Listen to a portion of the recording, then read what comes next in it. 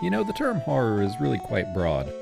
And then on another level, different people find different things scary. Some people don't find little ghost kids scary. They're afraid of serial killers because that could actually happen. Some people are afraid of monsters even though they're not real. While I do enjoy a good slasher movie, I don't find them very scary at all. What I do find scary is the aforementioned little ghost children, or ghost grown-ups.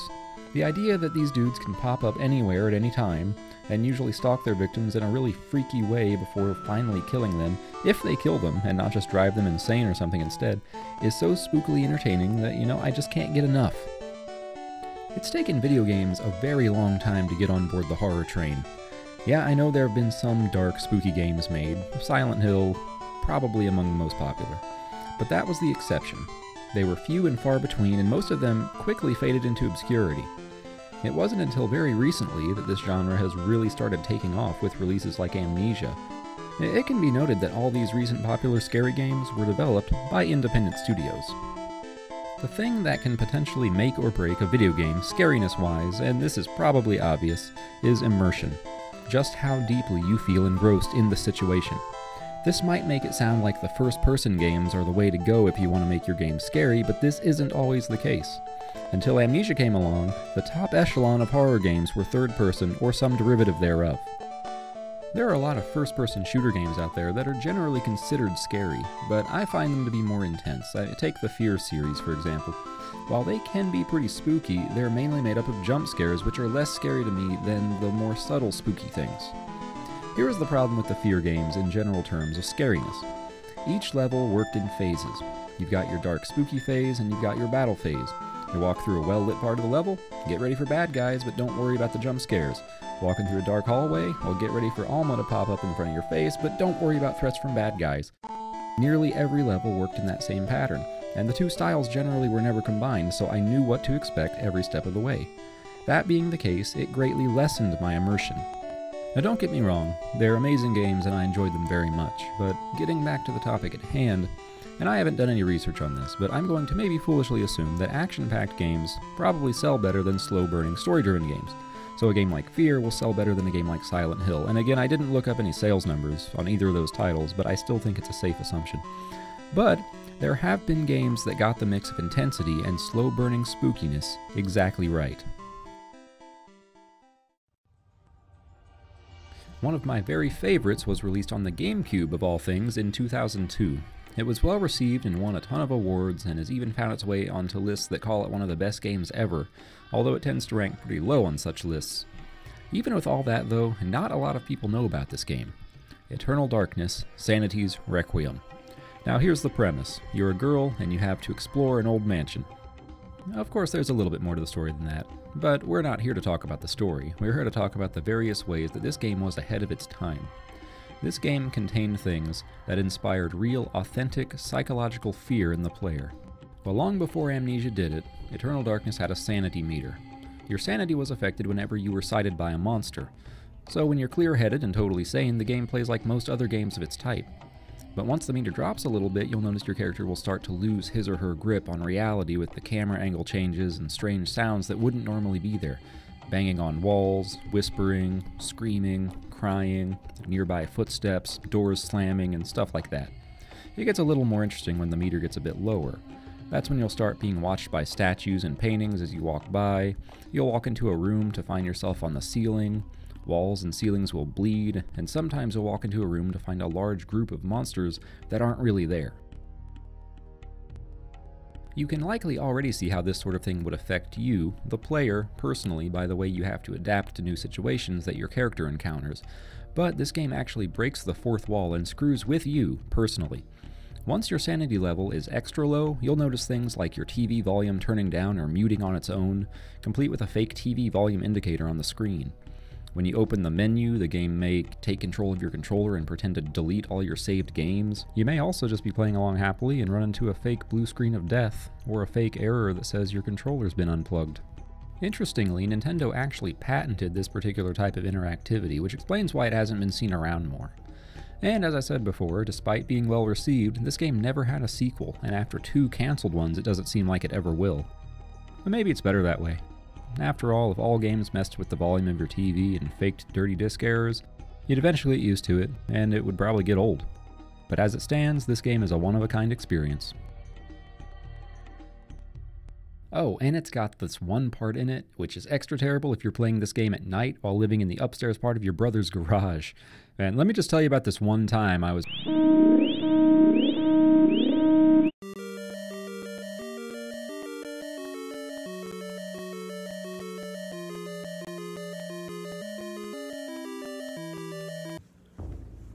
What's up, my candies? This is Pokemon Gamer 1997 coming at you right now. Playing some Eternal Darkness, Sanity's Requiem today. That is what we're doing today. That is what we're doing today. Anyway, like, yeah, man, this game is pretty okay. I was expecting it to be quite a bit scarier. I've been playing so much Slender lately that, like, this one, I don't know. I mean, it doesn't really. Let's go up here. Let's see what you got. Open door. This key comes apart in the lock.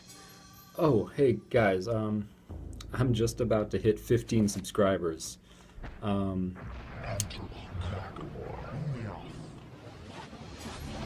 Sweet. Using my brain right now. Just about to hit 15 subscribers. So I wanted to know what do you guys think I should... Oh, snap. Yeah, see, this isn't really that scary. Like, the Slender games, Amnesia, man, that's where it's at, you know? That's where it's at. Those games are... Damn, you know? Sneak on down this... Oh, statue's looking at me. It's messed up. I was thinking about playing Minecraft for 48 hours straight. Just streaming it through. You know, ooh, a bathtub. Let's take a bath, girl. Take it. Ah!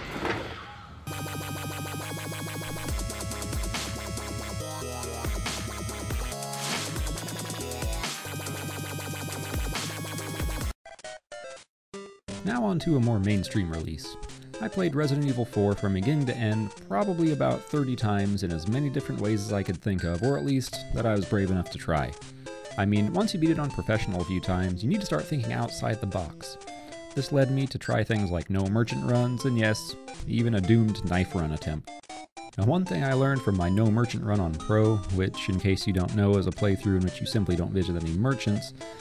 This means you're limited to weapons you can find laying around, you get no weapon upgrades, and you're stuck with a tiny case for the entire game, which makes inventory management a pain. Anyway, one thing I learned from playing the game in this way is that this game's engine is brilliant in the sense that this game is as easy or as hard as you want it to be.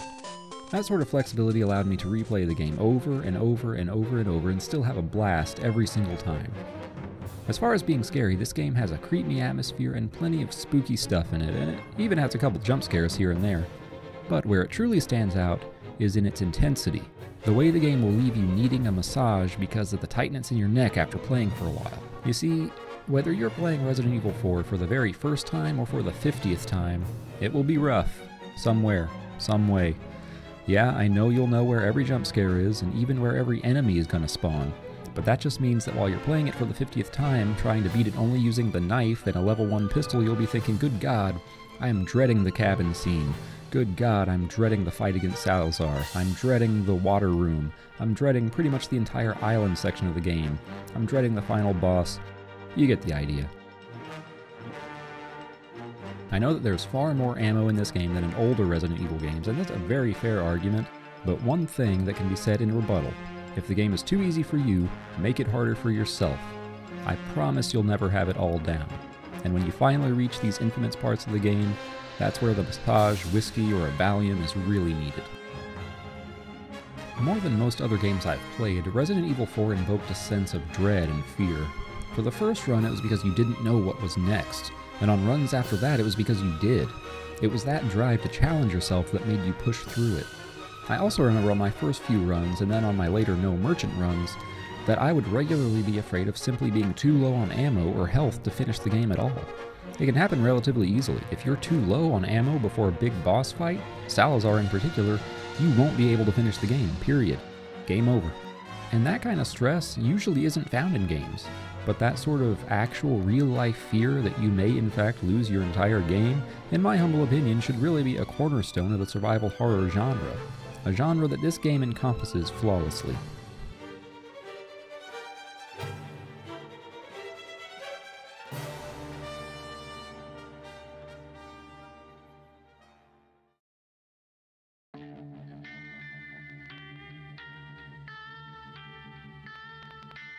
I'm sorry, I simply have to talk about Amnesia. I know it's super hyped, and A Machine for Pigs wasn't that great, but Amnesia is simply awesome. And I'm probably wasting my time talking about it since everybody already knows everything about it, but I did want to share my thoughts as to why it works, as well as it does. Amnesia presents a different type of fear onto the player than the last two games we've talked about. The action from the last two games is pretty in your face. Amnesia is just as effective, but it uses the opposite formula. In most horror games, and video games in general, you're forced to face the scary bad guys head on. In Amnesia, confronting bad guys is suicide. There's no way to defend yourself, and you will simply die. This means a good bit of your time in Amnesia will be spent hiding, while you wait for that scary, you're being haunted by a dude with a weird face music to stop.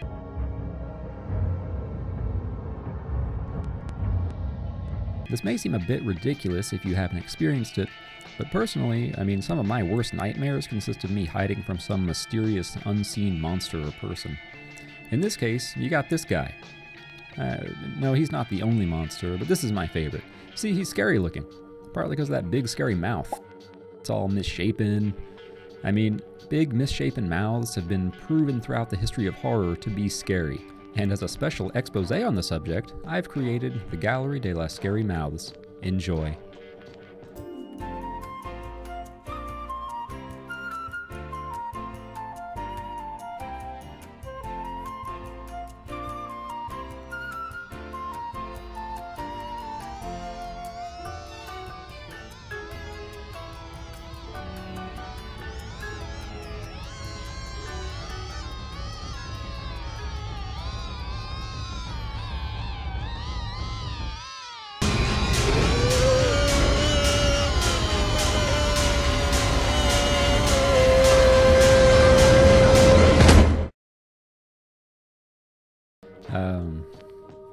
Sorry about that, I guess I got carried away.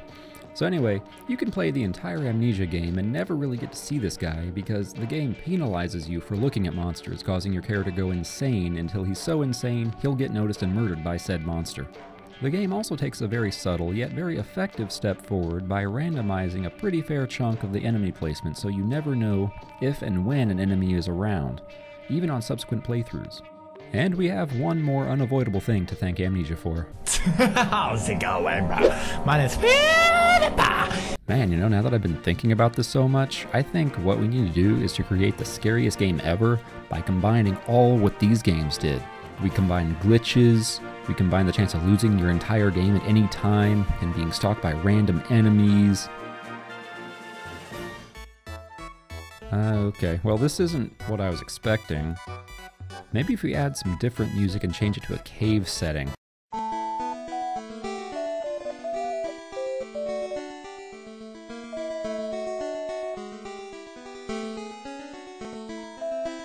Well, it's a little better, but I'm still really not that scared. Thanks for watching, friends. If you're new around here, please check out some of my older videos. I've got something for everybody. I don't do cooking videos or makeup, but I have something for other people. There's this video, which is the one I made most recently, which really wasn't all that recent at this point, and then there's this one that I kind of think is my favorite video on my whole channel, even though it's so simple. You should check it out, though. Say hi on Twitter, link in the description, and thanks to Pokemon Gamer 1997, man. I couldn't have done this video without you. Also, real quick, go here to this channel. This is Erica Sabo's channel. She gave me a shout out. Totally didn't ask for it, she was just nice enough to do it. The YouTubes is a better place with people like that in it.